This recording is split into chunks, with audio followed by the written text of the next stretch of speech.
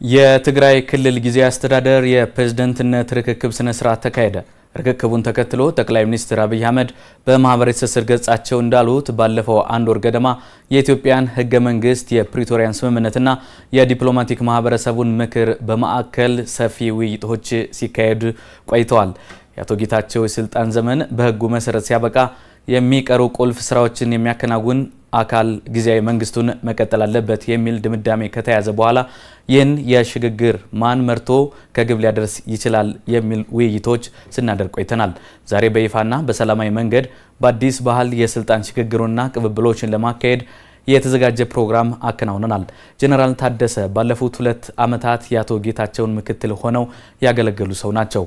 ባለፉት 2 ዓመታት የነበሩ ድካሞችንና ጥንካሬዎችን በግልጽ የሚገነዘቡ ሰው ናቸው። አሁን ትግራይ ውስጥ ያለውን ክፍተት ሞልተው ወደፊት ሊወስዱ ይችላሉ የሚል እምነት በብዙ አካላት የታመነ ነው።